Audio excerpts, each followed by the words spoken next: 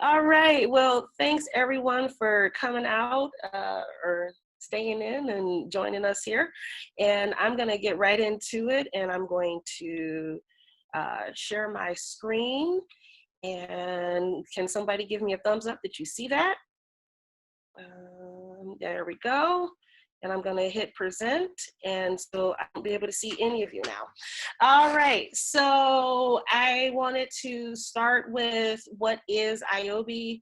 We'll go from there and then we'll go into a few projects that have been doing response work around COVID.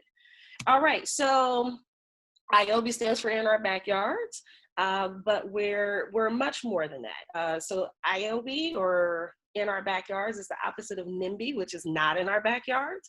And so just functionally, we have a different kind of way of thinking around neighbor-led change, and how crowdfunding can be a resource and a strategy to actually getting things done. All right. So what is ioby? ioby is a nonprofit crowdfunding platform, but we're more than crowdfunding, and we're committed to positive neighbor-led change. So ioby, think like GoFundMe or Kickstarter. That's what crowdsourcing or crowdfunding is, but you can also ask for volunteers on our website. My job is to act as your coach here on the ground. So there's a lot of people who've never actually done any type of fundraising or asked people for money.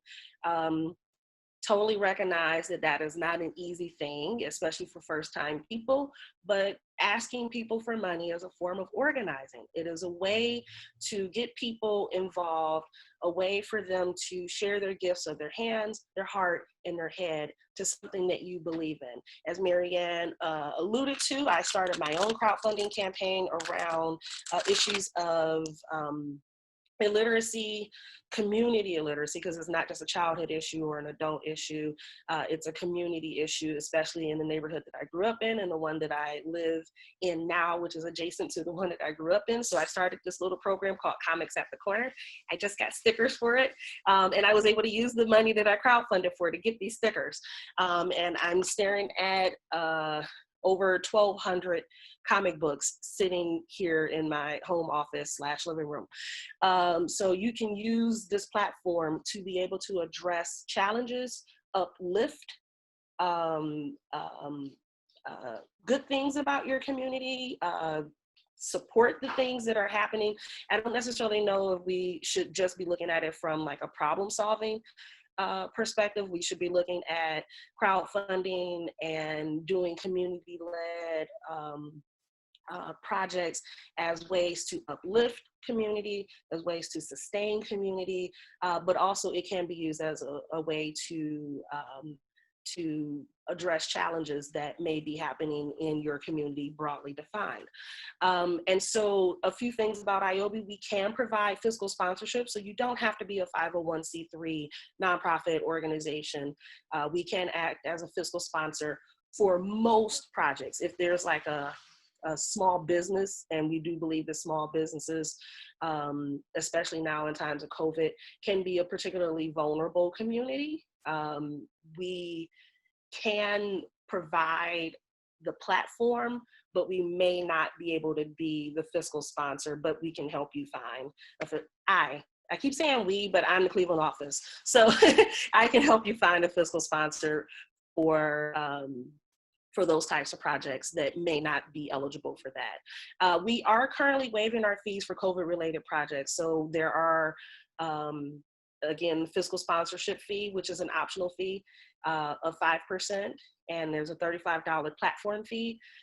Those two fees are waived if it's a COVID-related project. The only one that we can't waive is the 3% donation processing fee. But you fundraise for all of those fees. So everything, you don't pay us any money or anything like that. Everything is put out to the universe, and you're letting your donors know everything is transparent, and you're letting them know what you're crowdfunding for. And then at the end, minus our fees, the rest of the money goes to you.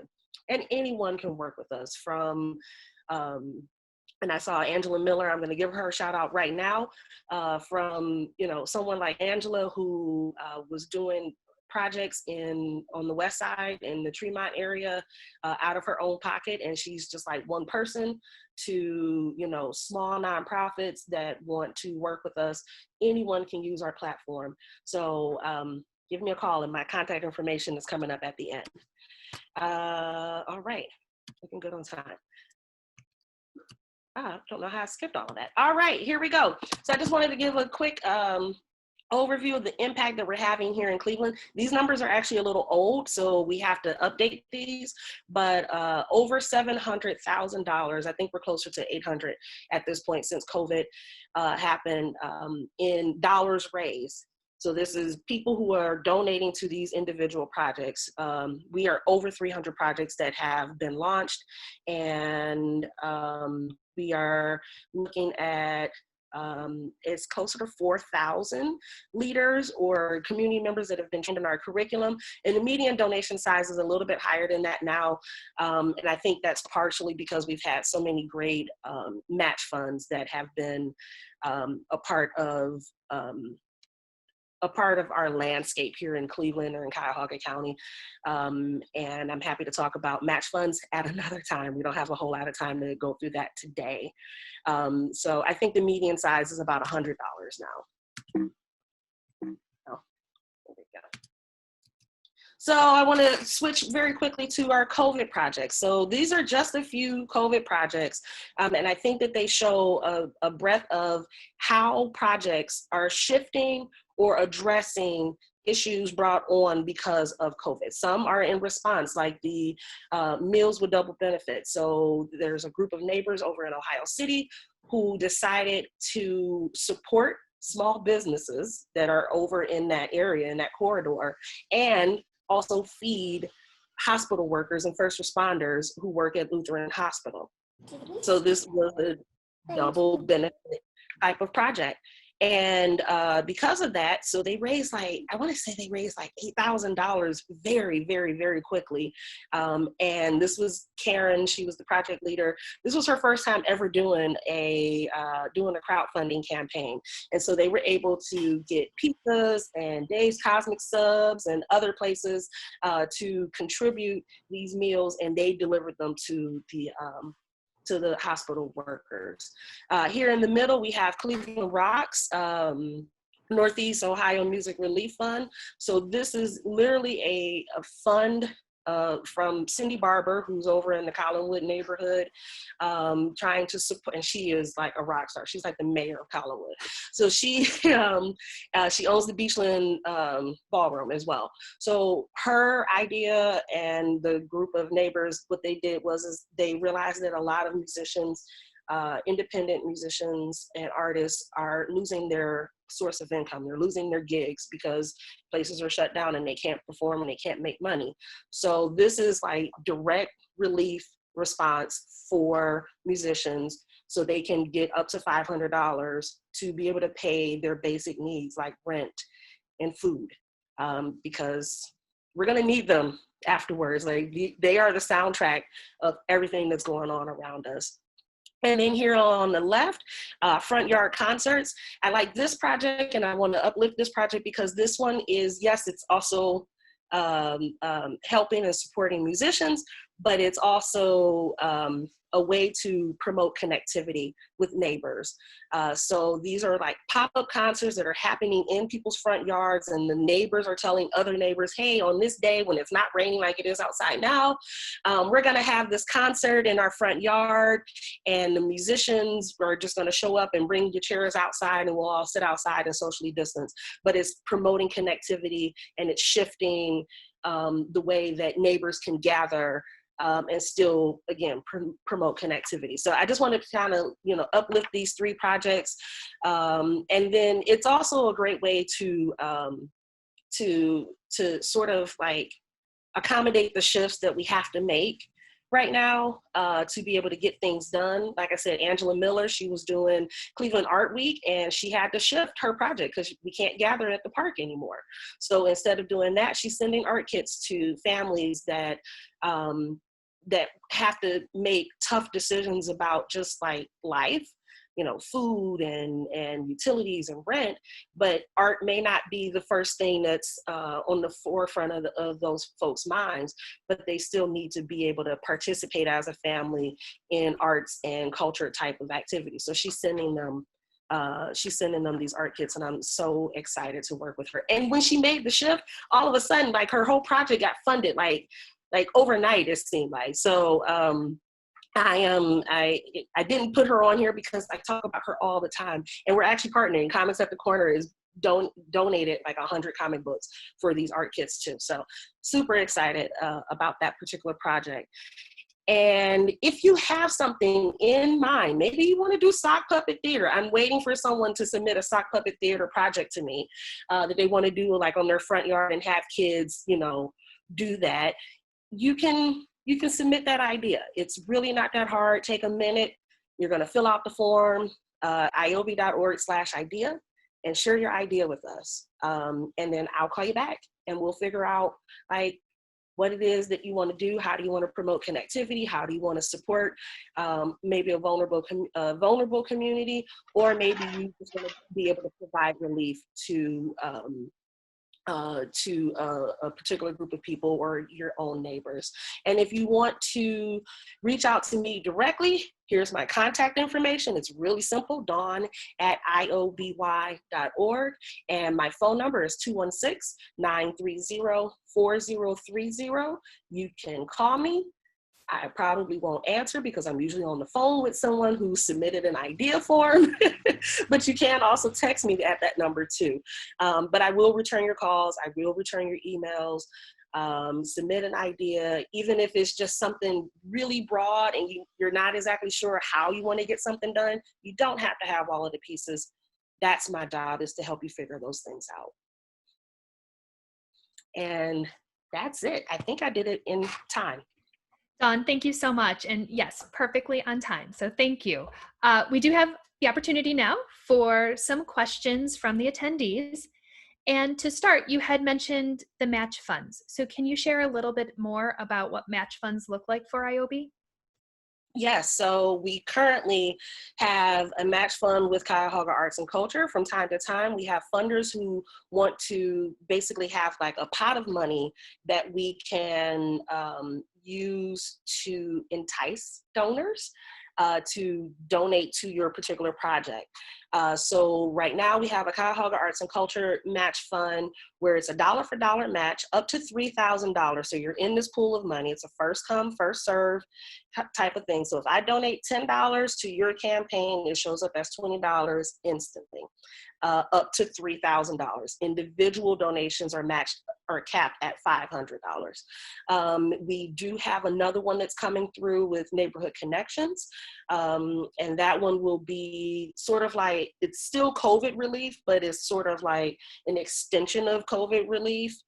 So that's communications, urban farming and gardening, youth program, digital equity, some public art or arts types of projects may be eligible for this one, because there are certain projects that aren't eligible through the CAC dollars. Like if your organization already received money from Cuyahoga Arts and Culture, you wouldn't be eligible for the match. But you may be eligible for this other match. And so we have those types of matches that come through all the time. At least I try to ensure that they come through all the time, because I think it's a great way for larger organizations who have more money to give, to be able to put money in the hands of people on the ground who are doing these wonderful projects around our community. And this is a great way for them to support them without having to be a 501c3. And can you review the fee structure again for those who might be interested in starting a campaign? Absolutely. So we have 2 required fees and 1 optional fee. The $35 platform fee. $35, it is just a flat rate. That is waived for COVID projects, and it is also waived for any project that is under $1,000. Then there's a 3% donation processing fee that we can't avoid that. That's just so our fees are recovered to do the bank transaction. And then there's an optional 5% fiscal sponsorship fee. So I use ioby's fiscal sponsorship because I don't have a 501c3, and I'm just like one person out here trying to distribute comic books to my neighbors. So I use them as my fiscal sponsor. But if you have a 501c3, or if you have a relationship with another fiscal sponsor, you don't have to use it. It's optional, but those fees are being waived for COVID-related projects. So recognizing how much of the Cleveland nonprofit community relies on that in-person fundraising like galas and events, the ioby online model seems especially necessary at this point. How do you anticipate fundraising might change for the long term? So with both shifting priorities for donors and that lack of events. Wow. So there's a lady, her name is Kim Klein, and she's sort of like the mother of like grassroots fundraising, and like where we get some of our numbers from around the likelihood that somebody will give based off of the way that you ask for money. So face-to-face interactions generally get like 50% return on donations. And something she said like right when this pandemic started was, if your idea or the thing that you were fundraising for was important pre-COVID, it's important now during COVID. So I do anticipate a shift, because I think that there's learning to be done around people like just learning how to use other platforms like Zoom and Ring Central and, you know, that, or Facebook Live and things of that sort. But I don't necessarily know if there's a shift in the need. So yes, there's a learning curve that we should all anticipate. When I first started, I avoided webinars like the plague prior to this, and now this is all that I can do. So there's absolutely a shift and an adjustment, but I don't necessarily know if there's a real shift in the importance and the need. So when you look at the outcomes and success of the campaigns, how do you, as ioby, as an organization, measure success? What does success look like? Wow. So first and foremost, our success is measured, or our success is your success. So ioby leaders, or project leaders, we call them ioby leaders, they set their deadlines, they set their fundraising goals, they set the importance of what they're fundraising for. So your success is really dependent on you. It depends on what you deem important. And so we take from that, of course, like, reporting our numbers out around, how many dollars have come from the community to support these different projects and how many projects have gone up. But like every time someone who's never fundraised before, like Angela, and the first time that she ran a campaign, she was looking for $1,500 and she raised over $10,000. That's a success. And it's a success for her. And I'm celebrating that success with her. And she's gone on to do like 4 more campaigns since then. So it's like, you start out, you're maybe a little timid, you don't know exactly what you're doing, and then you become a pro. Those are all successes. So I'm celebrating everyone's success in this. And even the people who, may come up short, you tried it. You got out there, you put yourself out there, you were a little bit vulnerable, and you tried it. My mother always tells me, nothing beats a failure but a try. And if you tried it, I'm celebrating that too. And for some of those projects that might not meet their goals or might go unfunded, what additional support or recommendations do you offer to them? So I do recommend, like, in the beginning, listen to me. Listen to me. Like, I know I'm talking about, we're not all going to get it right, but then there are some people who are struggling and they're like, I'm hitting, a hiccup in this, or maybe now's not the right time. So first and foremost, I offer an ear. I'm asking, probing questions. Did you try this? What have you done? And then sometimes it just may not be the right alignment between what it is that you're trying to get done, or what you have the time and capacity and space for personally. But I always recommend to people, come back and try it again. You know, and there are some things that I absolutely don't recognize or recommend, like extending your deadline over and over and over again, because you want to create a sense of urgency for people. You want to get them to, you want your donors to know that this is super important to you and what will happen, the consequences of it not happening. So I tell people all the time, if you keep extending the deadline, what happens is you are, you're sort of like allowing people to never give you money. Because if you like give them an opportunity to like you keep extending this deadline and they're not giving you money, they're not going to give you any money. Like, so let's shut it down and let's start over again. Let's realign. Let's, you know, let's talk about it. Like what worked, what didn't work. You know, but you know, if you give people too much time to give you money, they won't give you any money at all. So you really want to create a sense of urgency. So as you reflect on how much things have changed over the past few months and how people have had to reassess, realign, come up with new ideas, what has surprised you most over what you've seen around the projects and the campaigns that have started? Oh, that people are still interested in doing like whatever it is that they were doing. Like I was at first surprised that a lot of people were feeling the same, I guess, apprehension that I was feeling. Like nobody wants to hear about fundraising at this time. Maybe it's not a good idea to talk about, you know, doing fundraising campaigns. And then so you had more people who were feeling that way, like, oh, you know, I don't know about asking people for money right now. And then I was like, you know what, wait.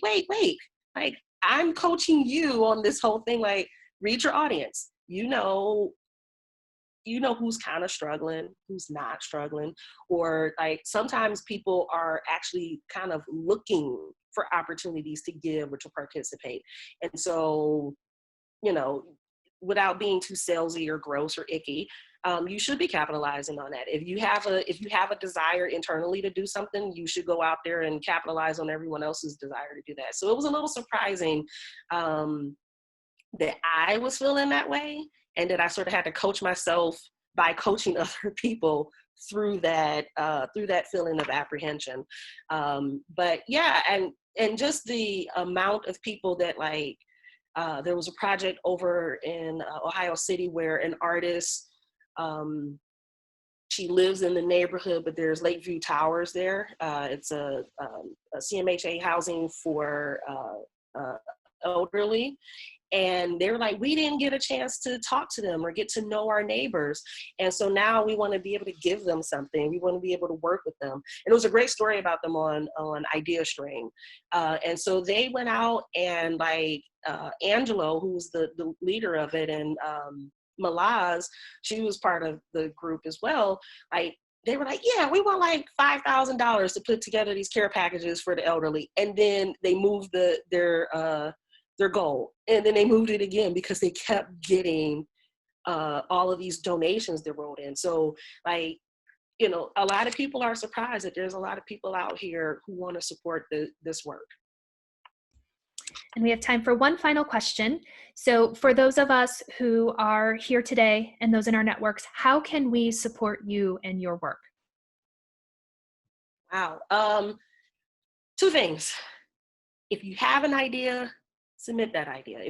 Even if it's just tiny, it doesn't have to be a whole lot of money. Those front porch concerts, they raised just a little over $3,000, I think, in like 2 days. So this is one of those examples where small has huge, huge impact. So even if you just want like to build some benches so people can like have more opportunities to sit down and talk outside.